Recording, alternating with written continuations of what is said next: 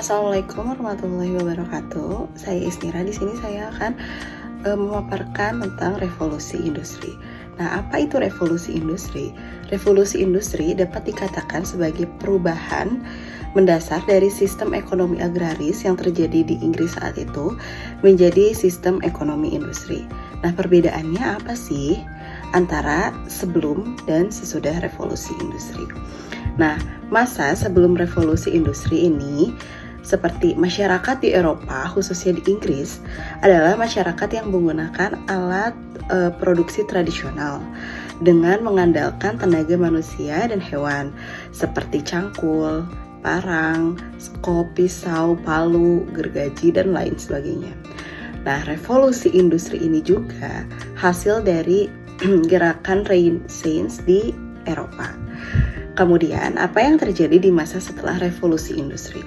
Nah, pada masa ini mampu merubah strata sosial di Inggris sehingga menimbulkan kapitalisme modern hingga imperialisme modern. Nah, revolusi industri juga telah mampu meningkatkan kemajuan umat manusia. Nah, menurut H.G. Wells, revolusi industri hanya merubah cara pembuatan barang yang dilakukan dengan mesin, karena metode pabrik sudah ada saat Republik Romawi masih berdiri.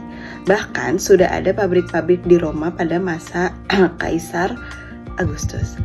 Kemudian selanjutnya saya akan menjelaskan tentang latar belakang terjadinya revolusi industri.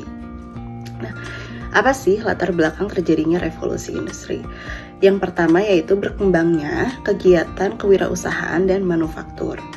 Kemudian yang kedua, Inggris mempunyai kekayaan alam terutama batu bara dan biji besi. Yang ketiga yaitu munculnya paham ekonomi liberal. Nah, selanjutnya yaitu ada latar belakang sosial.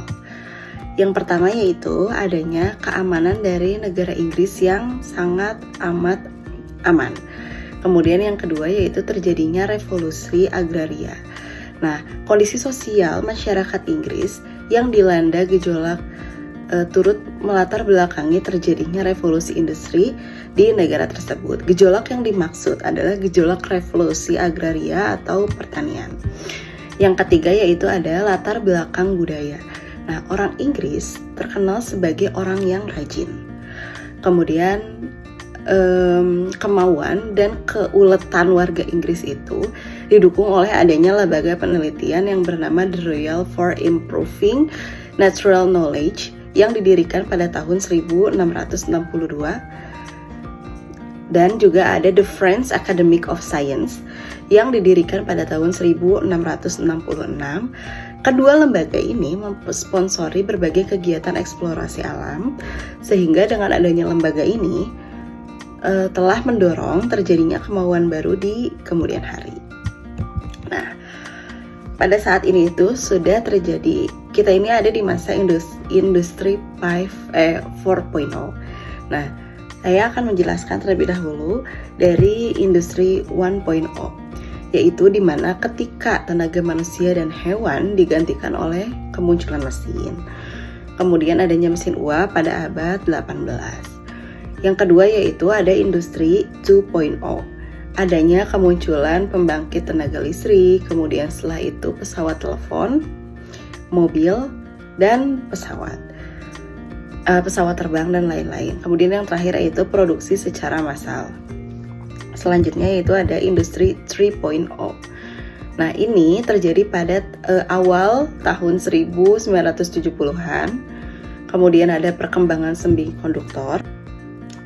Kemudian saya akan menjelaskan tentang industri 3.0. Ini terjadi pada awal tahun 1970-an. Adanya perkembangan semikonduktor, kemudian teknologi digital dan internet, pengguna elektronik dan teknologi informasi untuk otomatisasi produksi. Dan yang terakhir yaitu ada industri 4.0.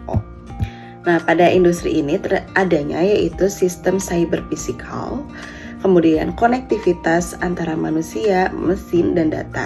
Semua sudah ada di mana-mana. Istilah ini dikenal dengan nama Internet of Things atau industri internet. Kemudian ada inovasi disruptif yang dapat mengancam keberadaan perusahaan-perusahaan yang sudah lama ada. Nah, kerangka kerja pada industri 4.0 yaitu adanya digitalisasi, integrasi secara vertikal dan horizontal. Kemudian yang kedua yaitu ada digitalisasi proses offering produk dan jasa. Ada digitalisasi proses offering produk dan jasa, komunikasi dan kolaborasi data dan analitik. Nah, kenapa sih industri 4.0 itu menjadi penting? Nah, industri 4.0 telah menyentuh banyak aspek dalam kehidupan kita sehari-hari. Industri ini mengintegrasi dunia digital dan fisik, dapat meningkatkan operasi bisnis, produktivitas dan pertumbuhan pendapatan, dan memberikan nilai tambah dan experience terhadap customer. Organisasi akan dituntut untuk sedinamis mungkin, inovatif, dan mampu beradaptasi terhadap dinamika, tekanan, dan tuntutan pasar yang ada. Nah, dunia akan menjadi digital.